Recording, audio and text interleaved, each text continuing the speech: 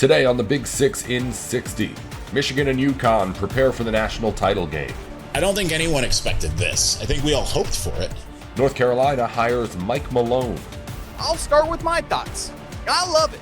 And the Mavericks get a win over the Lakers. Cooper Flag goes off for 45 points. This is the Big Six in 60, the 6 biggest national sports stories from our local experts at the Locked On Podcast Network. We bring you the real story, why it matters, what's next, who wins the big game, and more, all in 60 minutes. The Big Six in 60 starts now. Thank you for making the Big Six in 60 your first listen of the day. Part of the Locked On Podcast Network, your team every day. Today's episode is brought to you by FanDuel. Download the FanDuel app now by visiting FanDuel.com and win $300 in bonus bets if your first $5 bet wins. Michigan is one win away from a national championship, and now all eyes turn to a title game matchup with UConn on the sport's biggest stage. Locked On Wolverines has the preview. Here's Isaiah Hull. I don't think anyone expected this. I think we all hoped for it. I don't think we expected it. Just to see Michigan have this level of dominance. It's funny because some of the things they were like fine, right? Like they both had the same points in the paint. I kind of thought Michigan was going to outperform them there, but bench points, Michigan 25 to their 14. They've got a really deep bench, I mean, they had 8 players play 17 or 10 minutes or more at least. Most of them playing 17, 18, 38, all of the above. Michigan had 8. They had 8. Sorry, 8. Points off turnovers. That's, I think, and second chance points. I think that's where I'm impressed. Michigan had 11 offensive rebounds, 19 second chance points, and they managed to get 26 points off of turnovers. Now, Arizona had 18 offensive rebounds, so that was good, but they only had 12 second chance points. Like, great job defensive rebounding there. As far as they only got 2 fast break points, and they only got 12 points off of turnovers. These are things that I would not have counted on going into this. So I think now the challenge is, number one, get Yaks healthy as much as you can, right? I think that's key. Number one is Yaks, please be healthy, man. Number two, try to get all of this out of your mind, right? You gotta erase as much of this as possible and not look at it as, well, this was the de facto NCAA championship as people were calling it. It's not actually that. As much as people want to say it, like UConn took down Duke, even though Duke had a 19-point lead at one point. So you can't have a 19-point lead and feel comfortable. They already know what it takes to come back from that. So if you go into the second half with that, or you have 10 minutes left, like there was a point where Michigan was up by about that with, I think, about 12 minutes left. And UConn didn't quite make the full run, right? But like they kept on oscillating between, even when Michigan got it up to 30, 32, whatever it was that they had to, 30 was their top lead. They got it up to 30, and then Arizona quickly got it back down to about 19. And then Michigan then kind of just played around for a while and was like stretching it back to 24, goes back to 19, and didn't really get below that, or maybe it was 17. Michigan won by 18 points in this one. You can't afford to do that against UConn, especially with a head coach in Dan Hurley, who has had the Huskies win the championship twice now, right? You have to play start to finish. But right now we look at this and we say, all right, it's your 9th time. Michigan's made, counting the Fab Five, because I'm going to do that, they've made the Final Four 9 times. They've never lost in the round that they just played, but they have one national championship to speak of. Unlike the 2018, I will give you, if you're a rival fan, I will give you that Michigan did not have the hardest bracket to get to the national championship. And then they got steamrolled by Villanova. the last time they were there in 2018. I'm not going to talk about this year. It's Michigan's already been tested this year. Doesn't matter. Like, you can sit there, well, they played St. Louis and then they played Tennessee in the Elite Eight. Okay, well, Michigan also played in the Big Ten. They also played Duke in this regular season, right? Like, they have been tested. They've played some good teams. Gonzaga, a bunch of, they've beaten Purdue. They've beaten Illinois. They've beaten all of these teams that were right there, right? So it doesn't really matter what. Plus, they just beat Arizona, right? That's not, everyone went into this game. Heck, ESPN College Game Day had 3 analysts and all 3 picked Arizona to win. Right? No, I'm not saying no one thought Michigan was a favorite according to FanDuel going into this game. I mean, but a lot of the analysts, right? Like, we talked about this last week. I had, what was it? 6 picks from national media. 2 went for Michigan, 4 went for Arizona, and Michigan beat them. But you can't rest on your laurels. You got to get the job done. And if Michigan does it, I mean, they're certainly capable, but you got to finish the job. This was just a masterclass. The tournament is here, one of the best times of the year. Brackets, buzzer beaters, upsets, it's non-stop action from tip to final cutdown. And right now, FanDuel is giving new customers a way to stay in the action all tournament long. Here's how it works. You can get up to $300 back in bonus bets every single day for 10 days. That means 10 chances to stay involved throughout the entire tournament. You can mix it up however you want. Games, futures, or same-game parlays for even bigger payouts. It's perfect for the tournament because every day there's something new. Different matchups, new storylines, and more ways to get involved as the bracket unfolds. So visit FanDuel.com to sign up today. That's FanDuel.com to get in on the action.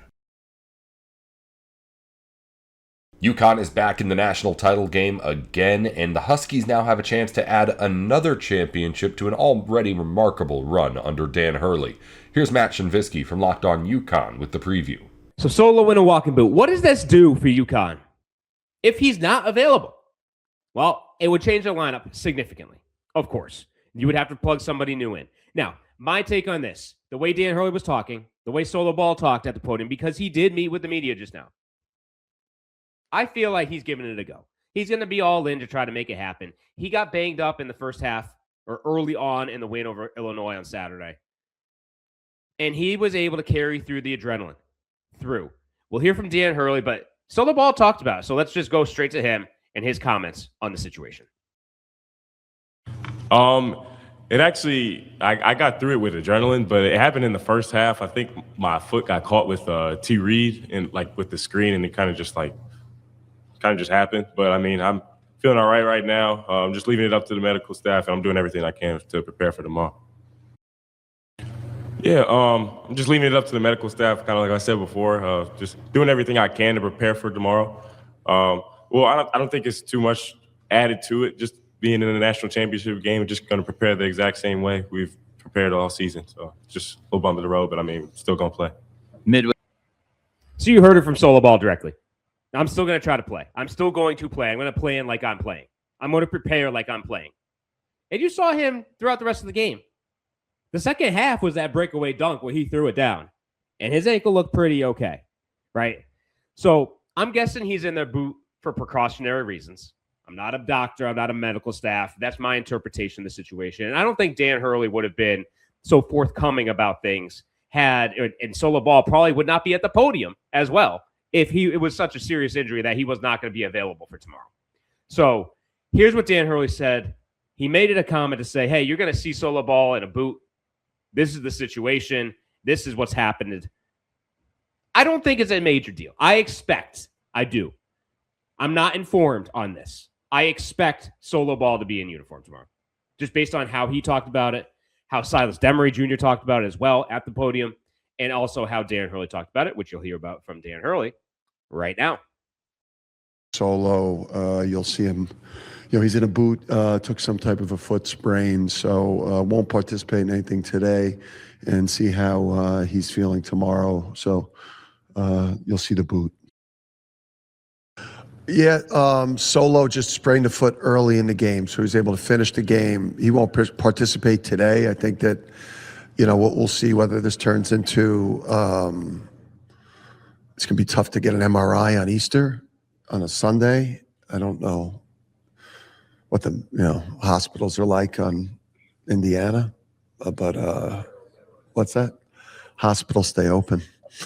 So listen, talking about an injury so openly like this, I think he's going to be fine. I think he's going to be ready to go, and I'm preparing from a coverage standpoint that Solo Ball is going to be there. And I think this UConn team is going to be preparing the same way. Hearing Silas Demery Jr. talk about, hey, this is the national championship, we're going to be ready to go. It just speaks to me that this team will have full availability. Now, if they don't, it's once again one of those, hey, this team's what, 34-5, 34-5, 39 games in, only 5 losses. They've only had their top 9 guys available for 18 net games now. We talked about that on this show. So it would just be another in a long list of games where they would not be at full strength. But again, I expect Solo Ball to be in the lineup.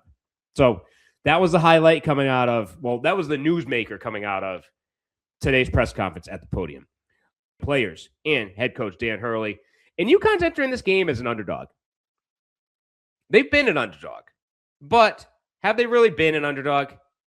Illinois heading in, I didn't see it as an underdog situation. It was Illinois was slightly favored, but more so it was the national prognosticators that were picking against UConn, despite everything saying UConn. We talked about it. We're not going to rehash it here. But I will highlight a few things because Dan Hurley spoke to the matchup with Michigan and the situation of entering as a dog and an expected favorite like Michigan is. And to his credit, Dan Hurley, managing the message, not giving out free ammo for opponents. There were no comments such as, we're not taking them seriously, or we don't get extra motivation by going up against the likes of Michigan. There was none of that. There was nothing like that. There was no comments like Illinois made or the Illinois media made about entering this game and disrespecting opponents or anything of that nature. Dan Hurley was very straight up, sharing his thoughts about how good this Michigan team is. And we're going to get to some of those additional comments in the final segment in terms of Dan Hurley's view of Michigan. Because I see a lot of parallels and similarities with how I'm looking at this game that Dan Hurley's looking at in terms of how good this Michigan team is, how UConn matches up, what needs to go right. Dan Hurley even talked about a few additional things that I didn't call out last night that would need to go right because they are up against a very strong team. Some say a behemoth. Some say a dominant team. But it's not an unbeatable team. Every game, and Dan Hurley talked about this as well, it's not a 7-game series. This is a game 7, everything on the line, throw all the cards in the middle of the table. Whoever wins takes it all. That's what's transpiring. And I think him acknowledging that this not being a 7-game series speaks to what he thinks about Michigan. But he also spoke at length about UConn being the underdog. And here's Dan Hurley at the podium on just that. Yeah, I don't, you go through your process of preparation at this point. There's, every team has some vulnerabilities, no teams are perfect. Again, it's not we're not playing a best of 11 or a best of 7 or, it's, we've got both teams have a short turnaround. We basically going to get, probably 2 times on the court to walk through some things, bunches to try to prepare to take away the strengths of each team. And it's going to come down to who plays better on Monday night. But the underdog. I don't know that we necessarily feel like a huge underdog. Obviously, we acknowledge Michigan's greatness, and the team that they are. But we're a 34-win team coming into the game tomorrow night. I'm going to play another comment from Dan Hurley on being an underdog, but what I will say is that comment there, because that was the second comment on the underdog situation. His first comment, we're going to play in a sec, but this second comment kind of speaks to a little confidence that, hey, we've won 34 games here. Don't forget about that because this team has performed. Now, here's Dan Hurley's comment on entering even further as an underdog. In this game, not at all, because you get down to winner take all at this point. There's just that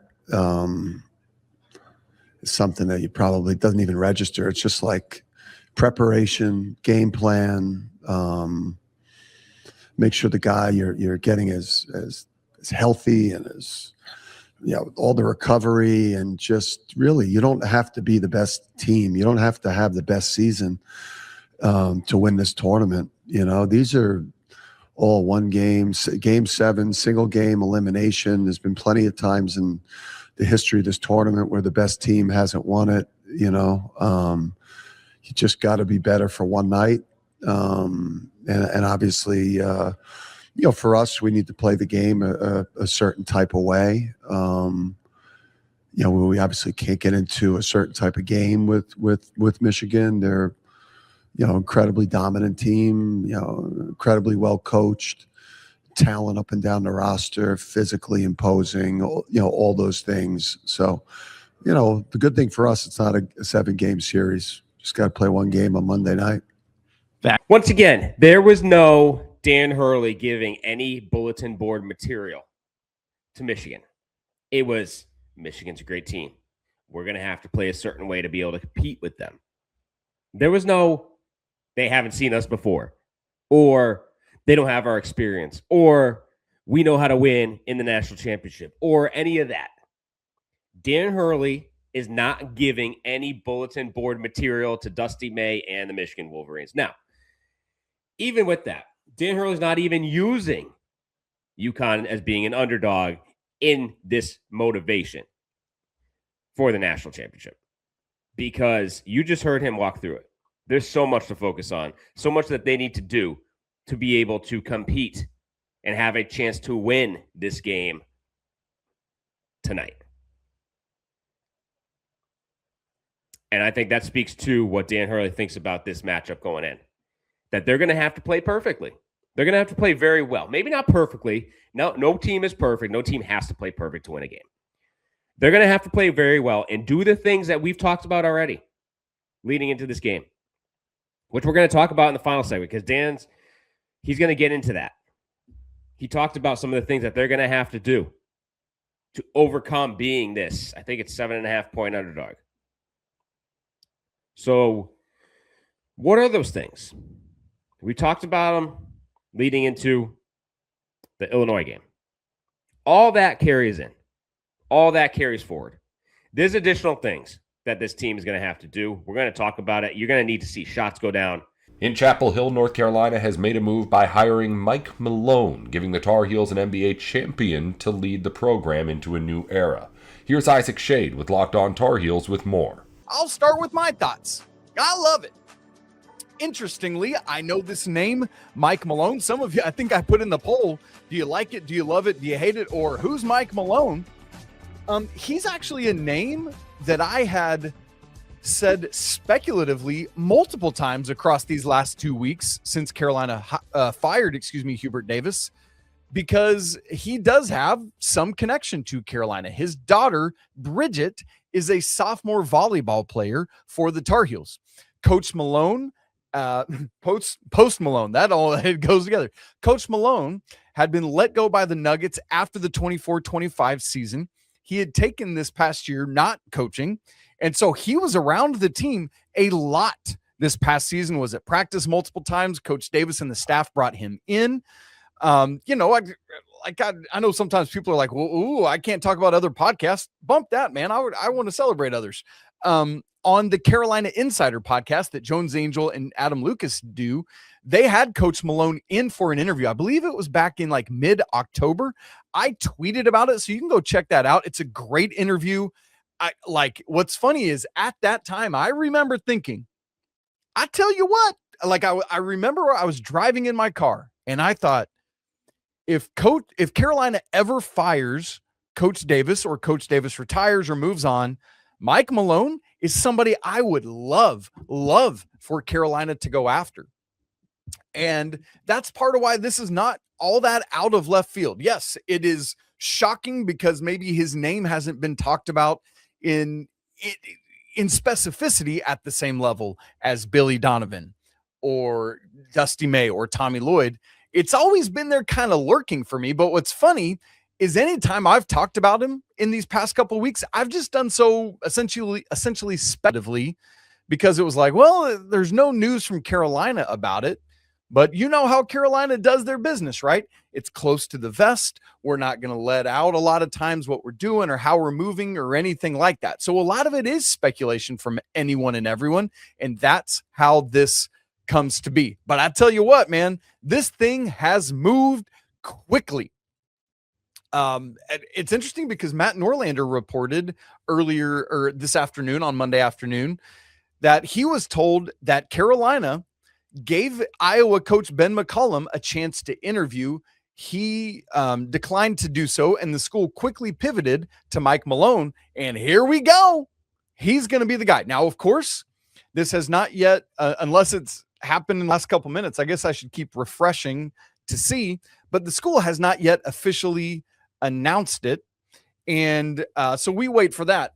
But all the good sources that we should and do trust have reported this, and so it's safe to go with it. Here's a couple things for me. You think about with Tommy Lloyd or another college coach or a sitting NBA coach, you would have to have all this money for a buyout, right? Like with Tommy Lloyd, we're talking $9 million. This is a guy who doesn't have a current job, so there's no buyout necessary. You can use that money, and we'll see what the terms of his contract are when it's officially announced. You can use that money for Coach Malone. You can use it for other basketball needs as well, hiring high-level assistants, hiring a high-level GM, whatever that is and whoever that looks like. So that's great news for Carolina. No buyout needed. I think a lot of people are going to worry that Coach Malone has never been a head coach at the Division I level. He was an assistant. I'll talk about his bio in a little bit.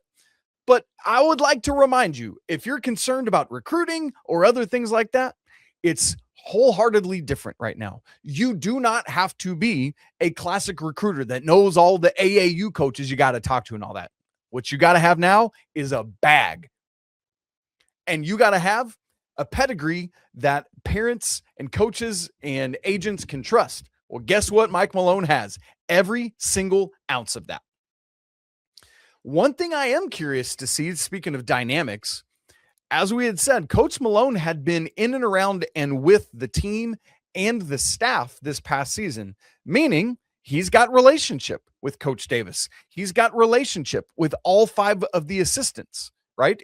And Eric Coots and others. And so that is really interesting here. And we'll see, like, does Coach Davis feel, I don't know. And ultimately that doesn't, you hate to say it this way, but at the end of the day, it doesn't matter what Coach Davis thinks, because Carolina, Bubba Cunningham, Steve Newmark, the chancellor, they've all got to do what's best for the program and the institution. And if Mike Malone is the man they think is set to do that, then there you go.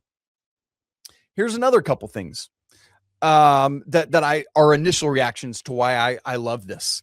With Dusty May, for example, he was never, if we're being honest, he was never really a true legit candidate. It was just somebody you've got to go out and look at. But he's somebody that it sounds like from a lot of reporting kind of is comfortable being number 2, meaning at Michigan, football is always going to be number 1 and the men's basketball coach will be number 2. At North Carolina, head basketball coach, with all due respect to Bill Belichick, is always going to be the guy. All due respect to Coach Forbes and Courtney Banghart and all the other great coaches at Carolina, the men's basketball coach for the University of North Carolina Tar Heels is going to be number one. And in Mike Malone, you've got a guy who will not shy away from that spotlight because he is an NBA champion coach at the highest level of basketball that there is. So yes, he does not have Billy Donovan's NCAA championships, but the dude has won a championship in the biggest basketball league in the entire world, the NBA. You've got a man in Mike Malone who can handle every bit of the spotlight, every bit of the fishbowl, every bit of the pressure cooker that comes along with being named Mike Malone, head coach, University of North Carolina. He's going to be ready for that.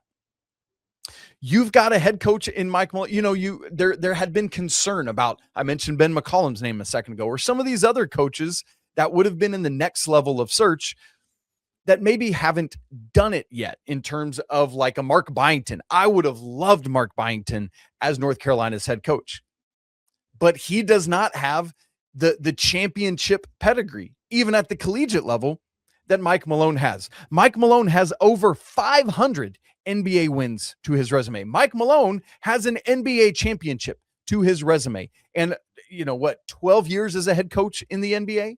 You've got the pedigree that you wanted. Sure, maybe it's not at the NCAA level, but it's at the NBA level. And that level of cachet and pedigree is incredible.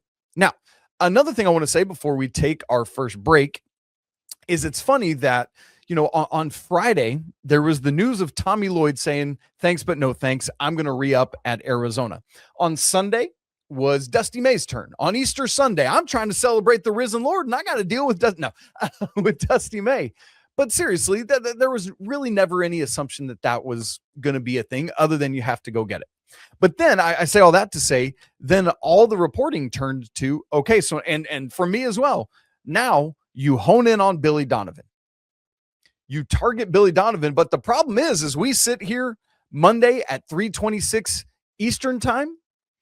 The transfer portal opens now in, let's do math, whatever, you know, like 8.5 hours or something like that. And if you're waiting on Billy Donovan till next Sunday at the earliest, and oh, by the way, he might not have even taken the job even then. You know what I mean? And by that point, who knows how many guys you've lost to the portal, which right now that's Jaden Young and that's Isaiah Dennis. Although Isaiah Dennis, when he announced it yesterday, said, but I'm doing it basically to keep my options open and I could come back. We'll talk about retainment of roster in a little bit here. But now Carolina said, we don't have to wait to do that. We don't have to wait to see if guys are going to get into the portal. No, now you have a chance immediately to say, look, hey, Coach Malone's our guy. We're going to start having conversations about that, whether it's current, you know, any of that. Carolina is not waiting. And while I was all aboard the Billy Donovan train, I think it would have been a great hire. You now do not have to wait on that. The tournament is here, one of the best times of the year. Brackets, buzzer beaters, upsets, it's non-stop action from tip to final cutdown. And right now, FanDuel is giving new customers a way to stay in the action all tournament long. Here's how it works. You can get up to $300 back in bonus bets every single day for 10 days. That means 10 chances to stay involved throughout the entire tournament. You can mix it up however you want. Games, futures, or same-game parlays for even bigger payouts. It's perfect for the tournament because every day there's something new. Different matchups, new storylines, and more ways to get involved as the bracket unfolds. So visit FanDuel.com to sign up today. That's FanDuel.com to get in on the action. Welcome back to the Big 6 in 60. The Mavericks picked up a win over the Lakers last night, and Dallas got another huge performance from Cooper Flagg in the process. Here's Nick Angstadt and Slightly Biased with their recap on Locked On Mavs. The Dallas Mavericks winning this game against the Los Angeles Lakers. Luka out, Austin Reeves out, Marcus Smart out, but Kyrie out, Lively out. The Mavs decided to keep all the guys in, and Cooper Flagg goes off for 45 points. Becomes the first rookie since Allen Iverson to have 40 points in back-to-back games in his rookie year. Absolutely insane.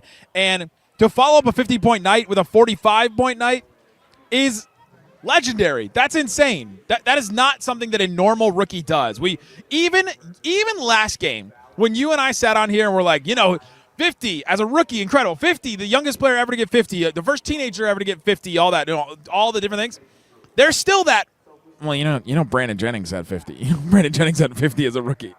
Undisputed that 2 back-to-back 40-point-plus games and a 45 and a 51-point game shows just how much you can do on the NBA level. Yes, it's April basketball. Sure, you can say that. Yes, it's this Magic team that's really weird, and yes, it's this Lakers team that didn't have a lot of guys. But in an NBA basketball context, doing what he did without real guards to set him up, without a great Mavs context that we've been talking about all season, Cooper Flagg went out there and just showed what he's fully capable of. If his jump shot's going down, if some threes are going down, and if he can get to the line any single time he wants, this is what can happen.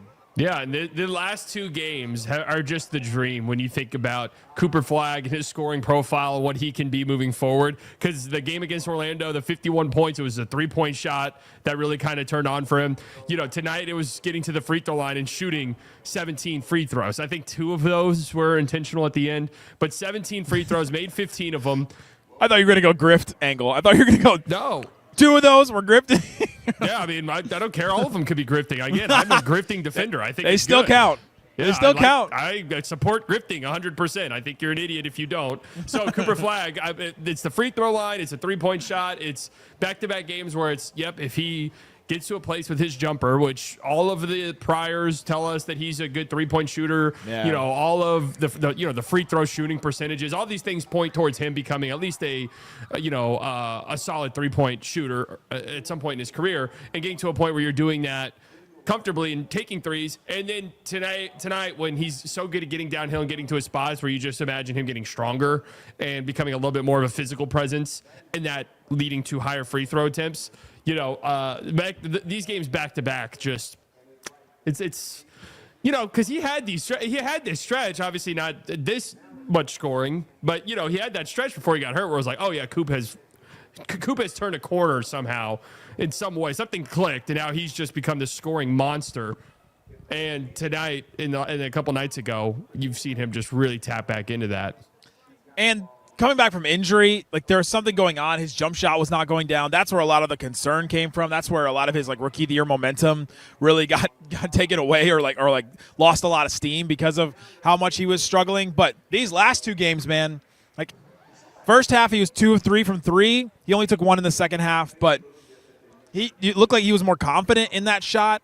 And then he just didn't really even need to go to it because he was hitting his mid-range shots. He was hitting floaters, hitting runners. And that stuff, the touch around the rim, just separates him from so many other players that have come in with the same kind of get to my spot and rise up, or get to some spot or have a mismatch against somebody because I'm bigger and can dribble. There's so many other guys that come into the league and have that kind of stuff. And they go high in drafts, but then you don't have the touch, you don't have the ability to score in multiple different ways, and then you just kind of get phased out. And Cooper Flagg, I mean, that ability is just next level for somebody as young as he is. It was incredible to watch. 8 rebounds, 9 assists too. Yeah. Couple steals. He had 3 steals at halftime, so they took a steal from him. Yeah. Can we just talk about what an injustice that is? Yeah, congratulations on your trash garbage league, Adam Silver. At home, too. What about home cooking? Cooking? A couple of days ago, it was the most blowouts, biggest margin of victory across the league, and it was the second biggest or whatever it was. Then a month ago was the last time it was as big as it was. And then today, you had a team, the biggest point spread in the last 30 years, and the Thunder still covered against it. Great league, Adam Silver. You let us have nothing fun, and you give us nothing but slop all the time. What was that Thunder Jazz score? Yeah, it was like 30 points, and the 35 points. 35 points. The Thunder were a 25-point favorite. Yeah, great league. But anyways, yeah. That's like a first-round women's basketball, college women's basketball game. They were all 50-point favorites. Yeah, I mean, a nice one. And at halftime, I tweeted this out, but I guess it's null and void now because Adam Silver's league. But it was only the second time in NBA history that a player and a half had 25-plus points, 5 rebounds, 4 more assists, 3 steals, and a block. And Dwayne Wade in 09 when he was just insane. That was the only other time. So, again, it got taken away from us because, Adam Silver's league is horrible. But we did have that for a tiny bit. Is that the takeaway? That's the takeaway from today? It is, yeah. Cooper Flagg's living in a failed league. Yeah, it definitely is. I'm What sorry do you, that this what is do you the league think have about to play in. the way the Lakers defended him? It was driving me insane where I was like, am I actually seeing what I'm seeing? Because it just felt like every single shot was over Luke Kennard. And You mean defensive juggernaut Los Angeles Lakers? Yeah, I mean this Lakers team going into this game, I told as many people so many of you came up to me during games, and people were like, "What do you think about the game? What do you think about the?" I'm like, they're gonna win this game. The Mavs will win this game because this Lakers team, without Luka, without Reeves, just is missing so much. I mean, we know what happens when Luka is out for games, right? Yeah. And LeBron, give LeBron credit. It's you and me on the show today, and if Isaac was here, he wouldn't, but I'm glad it's you and me. 30 points, 9 boards, 15 assists. 15 assists, 4 turnovers. Like, with as much as he handled the ball, and he had some dunks that just reminded you of just how one of one he is as an athlete. And at 41, I mean, the amount of steroids he probably is taking to be able to do the things he does. Well, did you see that Luka's not getting treatment in the States? He's going to Europe. Well, he's got to go. Well, I'm not going to make that joke. No, he's going to Germany to get the good stuff. Hey, maybe he learned. Maybe the Lakers guys have that Kobe Bryant Yes, sir. recommendation still from when I'm here Kobe for went it. to Germany. Honestly, maybe Dirk told him. maybe Dirk. Maybe, yeah. Dirk should go get that done with his ankles. Yeah, I didn't. I think LeBron literally went to. Oh, that was Kobe, wasn't it? Yeah, Kobe did that famously. Yeah. But I mean, yeah, this Lakers team was just obviously undermatched. But the Mavs played all their guys, and Cooper Flag led the way, and it just so much stuff became easy. And you saw what a Cooper Flag led team is going to be able to do no matter what. They're going to be able to get out in transition. They're going to be able to get stops on defense sometimes. And like push the pace. They're going to be able to score because Cooper in the half court because Cooper Flag can get you a bucket whenever he wants. The Mavs have to put a lot of those things together and make it coherent basketball. But I mean, we saw. I mean, I think the last 2 games we've seen the peak of Cooper Flag, like what he's capable of. Yeah, and tonight, and I don't know if it was just because the Luke Kennard piece of it all, but tonight was like really the I wouldn't say the first time, but this was. Out of any game we've seen from Coop this year, this was the game where I was like, man, he's just beating his defender off the dribble, like one step off the dribble all the time. Like he's just getting into the paint whenever he wants without even really needing a dribble move. Like this was, I wouldn't say the first time, but just the most I've noticed it in a game where it's just like, oh, Coop's just like blowing by whoever's in front of him at will, or especially if they get out and run or in transition, he is getting to the paint no matter what. So, yeah, I mean, to have all this wrapped up, all that stuff we already knew was there with the playmaking feel, the defensive stuff, and now it's, again, the game, it's just the best of both worlds. The game a couple nights ago, he's shooting a bunch of threes, and you're like, oh, wow. If that gets there, you see it. He did attempt another one of those going right step backs tonight. Did miss it, but and then tonight was getting to the free throw line a ton. So he's just got so many options, and that's what makes a superstar. You've got all the options in front of you. I said this a lot about Luka as he was coming up. I say it a lot about so many different players. It's like the difference between a Cooper Flag and a Chet Holmgren is they both had all the options in front of him, and Cooper Flag's putting a lot of them together. Chet's doing a lot of great things, defensively and all that, but like the scoring and the getting to the basket and all that, like the shooting has just not all come together for him. And for Cooper Flag, you see the vision, you see where it could go in these 2 games. Man, he was good. And then drawing in the defense and getting more assists and kicking out to guys and finding open players. I mean, he's just next level, man. He's 19. He's the youngest player in the league. I cannot state that enough on this show that he's another level. The tournament is here, one of the best times of the year. Brackets, buzzer beaters, upsets, it's non-stop action from tip to final cutdown. And right now, FanDuel is giving new customers a way to stay in the action all tournament long. Here's how it works. You can get up to $300 back in bonus bets every single day for 10 days. That means 10 chances to stay involved throughout the entire tournament. You can mix it up however you want. Games, futures, or same-game parlays for even bigger payouts. It's perfect for the tournament because every day there's something new. Different matchups, new storylines, and more ways to get involved as the bracket unfolds. So visit FanDuel.com to sign up today. That's FanDuel.com to get in on the action. The Lakers fell to the Mavs, and now the focus turns to what went wrong in Dallas. Here's Brian Kamenetsky with DeAndre Hawkins on Locked On Lakers. I just want to get your reaction to what we have seen since Thursday. Like, do you remember waking up Thursday morning going like, I am so excited about this game. It's going to be, a measuring stick and, Luka versus Shea for the MVP and all that. Oh my God. When I woke up on Thursday morning, I can't stress enough how I was like, oh, this is great. We can get another tester for the Lakers and see where they're at, because we know the gap between them and Oklahoma City, especially the San Antonio Spurs that they have been playing.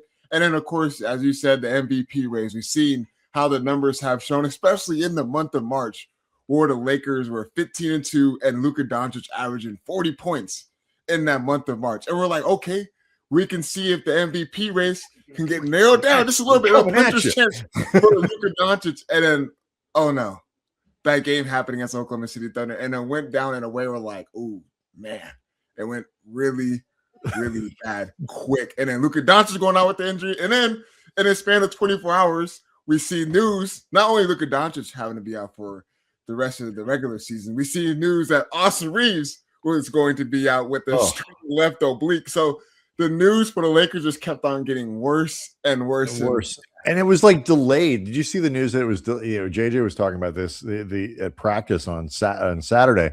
The news on Reeves was delayed because the folks doing the MRI in Dallas like scanned the wrong part of his body. Like, I mean, it's that kind of like when it rains, it pours sort of thing. Like, yeah, it's like when you go in for surgery, like they have to make sure they label like the right leg to do the operation on or whatever. They did the wrong leg. It was like, oh my God. And you start to see more and more like JJ Redick seeing his frustration. Now it's to the point where, okay, what are they going to do with this whole Lakers, the medical team and stuff like that? Because if they can't narrow it down and get something right like that, then, I mean, we got to get this department right. Yeah, I will get to this. The game again in a second here. 134-128 again is the final. There's stuff to talk about with this game, but there's at the same time, there's certain things that you just kind of can't really, you can't fault the effort. You can't fault, there are only so many things you can kind of criticize about what the Lakers did on Sunday. I mean, the point you're making is an interesting one, because the Lakers have had, I mean, it seems like every other year they're turning over some portion of the medical staff. They're doing, the training staff is turning over, the surgical staff. They're aligned with UCLA, and then they weren't before. Like, I don't know exactly what happened. Like, I wasn't there. I'm always really careful to be like, somebody screwed up medically. They didn't diagnose Luka properly. I think Reeves, they recognized what was going on and were like, it is what it is. It's not going to get worse. And you can play if you can get through the pain, because tomorrow you're not going to be able to move. Exactly. But with Luka, like, I don't know. Like, he's been grabbing that hamstring for, I don't know, 6 weeks, and grimacing and clutching and grabbing different parts of his body. But the larger point, like, does new ownership believe that they have like the best training staff? Did they have the best medical support system? All this stuff, like, this is all stuff that's going to be looked at in the off season. And I mean, just seeing how the turnaround has been with the whole new ownership group of Mark Walter, the whole Guggenheim group, and honestly, we're seeing that the Lakers don't even have a real legit scouting or scout team. You know what I mean? So that's still haven't hired anyone, as far as I know. They haven't hired anyone. So that's another thing that they got to look into heading into the offseason. Then, I mean, you've seen the frustration. You've seen JJ Redick making the comments, like you said, as far as like, they did testing on Austin Reeves and the testing didn't go, as expected. And so now you got to look into, okay, is this going to be the right medical staff heading into the offseason for Luka Doncic and Austin Reeves, and making the right decisions? Because, all the stuff that came out as far as Luka Doncic was already grimacing in pain throughout the, that first half. And then the question mark comes in as far as, should he have continued to play, knowing that he was already dealing with some hamstring soreness? And so, I mean, you can have those conversations. You can have different types of opinions on it. How JJ Redick and how the Lakers have been. They always have been a team that they're going to compete. No matter what the score is, they're going to compete for a full 48 minutes. I mean, they've shown, especially through the second half of the season. And I get both sides of it as far as take them out, because that you're not going to win this game against Oklahoma City. Hell, they're already down by as much as 20 points at the end of the first quarter. You can make that argument as well. Just sit them down.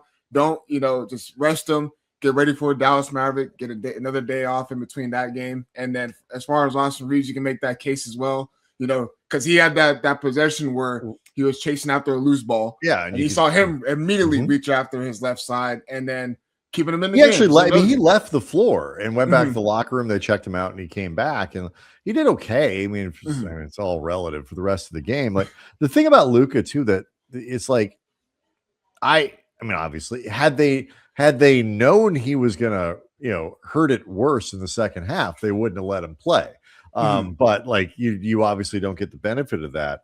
But I think, JJ said that the reason they left him in was, he was going to play 6 minutes and we were going to try to eat into the lead and see what we could do. And I actually don't believe that. No, that's sort of the standard, NBA head coach. You never give up on a game. Very rarely does the starting lineup not come out for the second half of the game just because of the score. And so it's like, I really actually don't believe JJ's explanation there. I think they were trying to find, with another game coming up on Tuesday and a potential first round matchup against these guys, or they believe an opportunity to see them in the Western Conference Finals if they maintain that 3 seed and kept playing. I think they were looking for something that they could put on tape that would give them a little bit of confidence and like, okay, here's where we can attack them, because they played Oklahoma City really well last year. 2 out of the 3 games this year, they've gotten their asses kicked. And so I think they were trying to find something that they could use to attack so that whether it's Tuesday or down the road, they feel like there's something in the tool belt to win. That makes sense. It makes sense to me. It's obviously not worth Luka getting hurt, and we know the answer now, but like, does that, at least from a theoretical standpoint, make sense to you? No, it doesn't make sense to me, because if that was the goal that you're trying to accomplish and seeing what, in the margins and, how you can get better at as far as defensively, or how can you, attack Oklahoma City, as far as an offensive standpoint, then, is that really much a good sample size? Because, the Oklahoma City was, again, they were up by 20 plus points at the end of the first quarter, and then the lead just kept on growing and growing. They were not going to win. They were not going to win. They were not going to win the game. They were not going to win the game. So if you have that mindset that, okay, what can we grab from these moments to see what we can improve on, knowing that this could be a potential second round matchup with Oklahoma City, then okay. But it's just hard to kind of look at that perspective, only because that you can just see the gap between the Lakers and the Oklahoma City Thunder. That's just the only reason why I just keep on coming back to that, is that just sit them out. Just sit them out, let them rest, take that loss, and then get ready to go, for the game. It would have been nice to see them heading into the Dallas Mavericks game, get some more momentum. And then you got Oklahoma City coming to LA on Tuesday. And so that's another matchup to kind of get them back. They got to travel to LA. So that could have been a different approach. I feel like there's a whole different. The tournament is here, one of the best times of the year. Brackets, buzzer beaters, upsets, it's non-stop action from tip to final cutdown. And right now, FanDuel is giving new customers a way to stay in the action all tournament long. Here's how it works. You can get up to $300 back in bonus bets every single day for 10 days. That means 10 chances to stay involved throughout the entire tournament. You can mix it up however you want. Games, futures, or same-game parlays for even bigger payouts. It's perfect for the tournament because every day there's something new. Different matchups, new storylines, and more ways to get involved as the bracket unfolds. So visit FanDuel.com to sign up today. That's FanDuel.com to get in on the action. The Celtics took care of the Raptors last night, and Boston keeps stacking wins as the postseason gets nearer. Here is John Corrales from Locked On Celtics with the recap. The Celtics got an incredible game from Neemias Queta, who is just absolutely, I think, rolling right now. He had 18 points, 7 rebounds. He's just been phenomenal for the Celtics recently. And as I try to call up my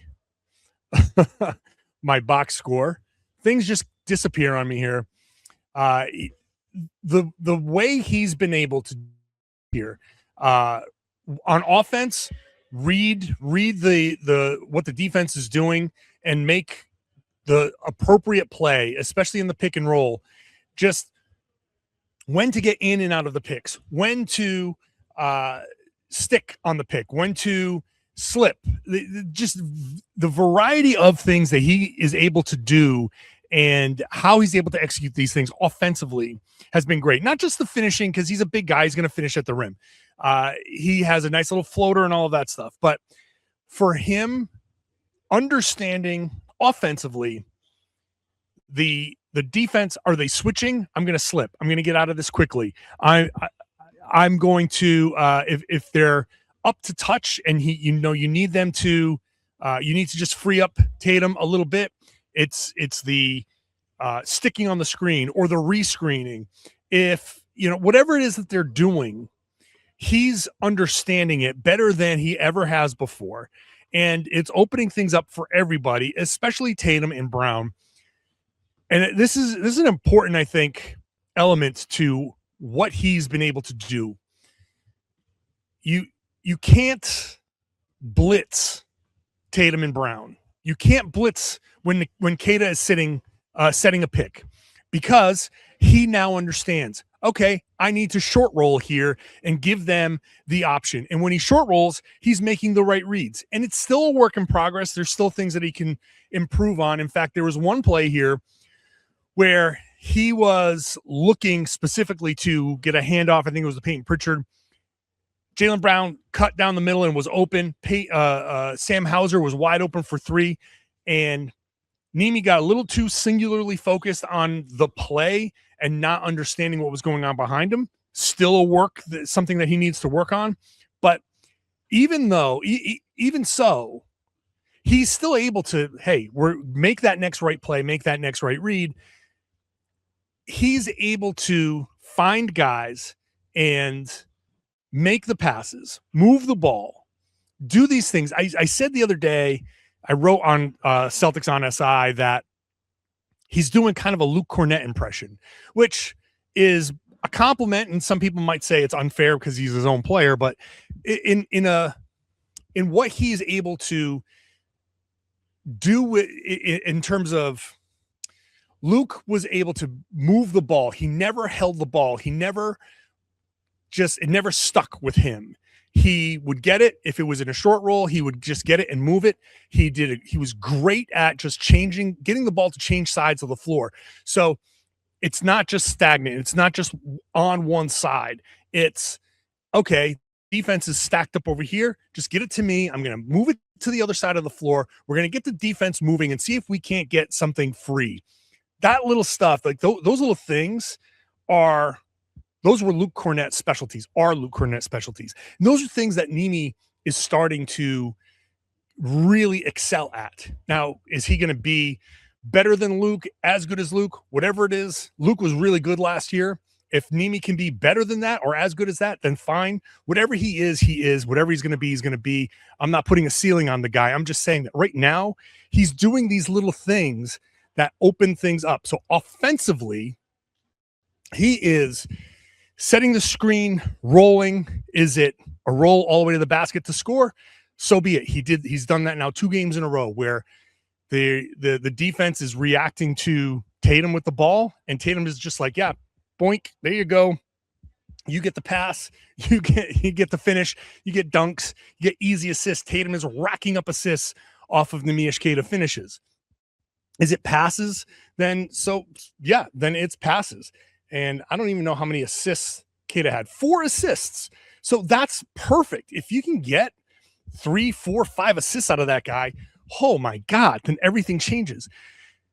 If you now are watching the Celtics, the other team, right? If you're scouting the Celtics and you're watching, I think the book is going to starting to be out on them now. The offense is I don't want to overreact and say it's unstoppable. It's stoppable in some senses if you can get them to turn the ball over, which they're generally pretty good at, but every once in a while when they turn it over, they really turn it over. But you're watching Keita and it's like, how do you attack Tatum and Brown if Keita is capable of beating you now? That's going to be the conundrum for other teams. That's the major factor as to why this is such a huge development, why this is a big deal, why I'm starting with Keita above Tatum and above Brown in a game they combined for 49 points.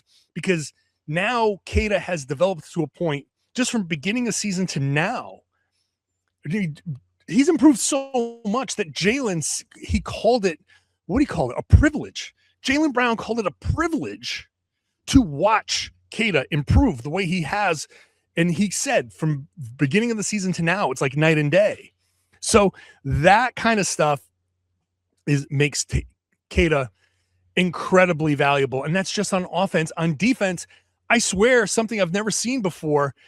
How many Raptors were more afraid to go into the paint when Keita was there? They weren't challenging him.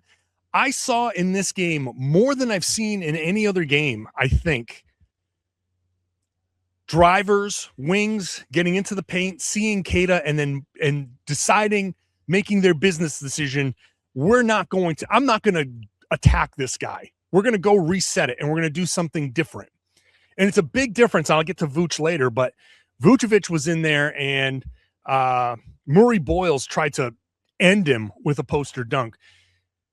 Mamukelashvili had a drive when he was looking right at Keita and was like, nah, I'm not going to do that. I'm going to move. So in almost within like a minute or two, you had plays where one of the centers was challenged hard at the rim. Your other center, your defensive center, kind of scared the Raptors off, scared a driver off. So more than, hey, he had 3 blocks in this game, which is always nice. And he had that one monster block from behind that he hit off the rim and off his own face, which is funny. He had yet another block where somebody was being posted up and he just rose up behind the guy, behind his own teammate, and blocked the ball at the top, at the apex. That's just hard to do, but he's doing it. Beyond those plays, which are great, he is now entered rim deterrent, not just rim protector. He is now a deterrent at the rim. So I am, again, for the second podcast in a row, going to say how impressed I am with this guy because it's been just this incredible run, and he is playing his absolute best basketball right now in early April, heading into the playoffs. It's incredible to see, and I remain just impressed by everything that he's been doing. That's all for today's Big 6 in 60. If you follow basketball, football, or college sports, the Big 3 in 30 has a half hour on the biggest news in the NFL, the NBA, and on campus, going up every weekday just like this one. Just search the Big 3 in 30 NBA, the Big 3 in 30 NFL, or the Big 3 in 30 college, wherever you're listening or watching now. Thanks again for tuning in to the Big 6 in 60.